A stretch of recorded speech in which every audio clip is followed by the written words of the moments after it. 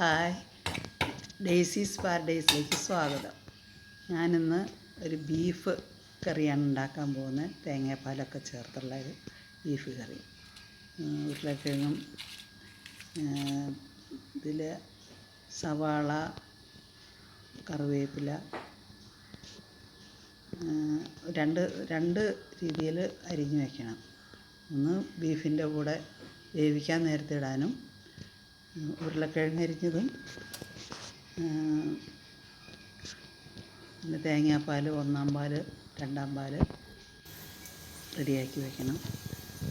ഇത് ബീഫ് കഴുകി വൃത്തിയാക്കി ഉപ്പിട്ട് വെച്ചതാണ്. അതിനകത്തേക്ക് മസാലകളും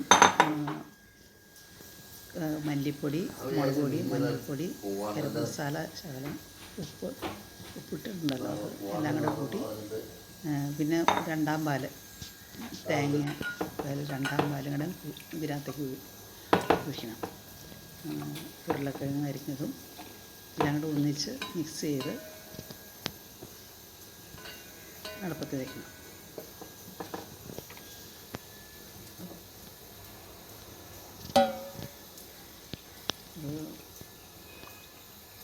രണ്ടാം പാലാണ് ഇപ്പോൾ ചേർക്കുന്നത്.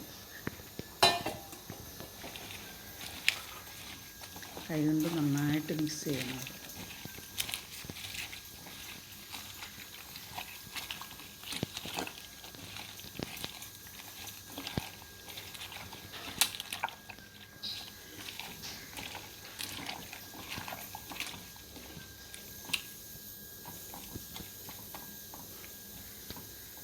ഇനി അത് അടുപ്പത്ത് വെച്ച് 2 വിസിൽ വരുന്നപ്പോഴേക്ക് 2 വിസിൽ വന്നു കഴിയുമ്പോൾ ഓഫ് ചെയ്ത് വെക്കണം.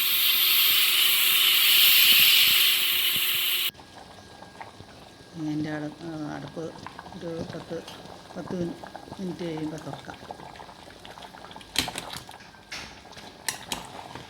രണ്ടാം പാൽ ഒഴിച്ചുകൊണ്ട് അതിൽ കുറച്ച് വെള്ളം കാണും.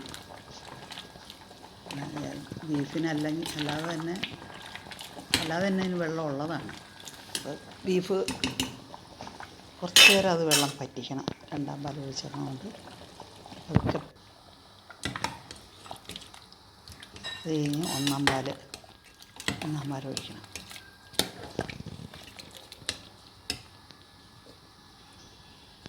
ഒന്നാം പാൽ ഒഴിച്ച് കഴിഞ്ഞിട്ട് കൂടുതൽ തിളയ്ക്കണ്ട, ഇളക്കി യോജിപ്പിച്ച് പിന്നെ അത്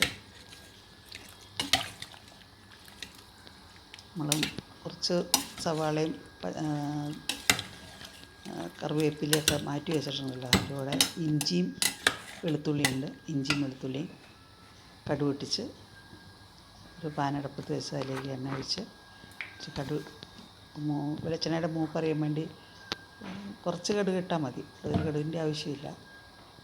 അത് പൊട്ടി കഴിയുമ്പോൾ ഇഞ്ചിയും വെളുത്തുള്ളിയും കൂടെ ചതച്ചത് ഇടണം. അത് പതുക്കെ അതിൻ്റെ പച്ചമണം മാറി വരുമ്പോൾ സവാളയും കറിവേപ്പിലയും അതിലേക്ക് ഇട്ട് വഴറ്റി ബ്രൗൺ നിറമാകുമ്പോൾ ഇപ്പോൾ കുറച്ച് നേരം ഇളകി കഴിയുമ്പോൾ അതൊരു ബ്രൗൺ നിറമായി കഴിയുമ്പോൾ ബീഫിലേക്ക് ഇടുക. അപ്പോൾ ഒരു നല്ലൊരു വാസന ഉണ്ടാവും. ഇത്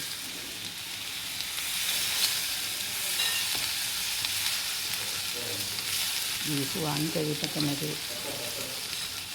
നല്ലൊരു വാസന തോന്നും. നമുക്ക് പെട്ടെന്ന് കഴിക്കാൻ തോന്നിയൊരു കറിയാണ്.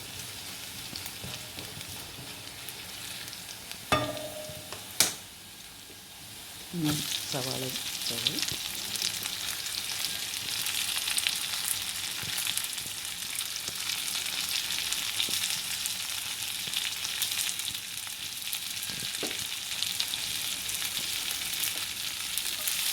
തേങ്ങാപ്പാൽ ചേർത്ത് അല്ലാതെ ഉള്ള ബീഫ് കറിയാണ് സാധാരണ ഇപ്പോൾ എല്ലാം ഉണ്ടാക്കുന്നത്.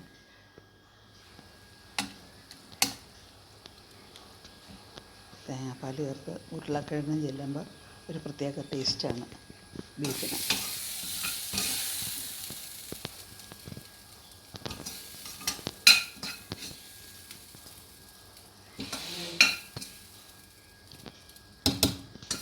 ഇനി ഇതിളക്കി സെർവ് ചെയ്യാവുന്നതാണ്.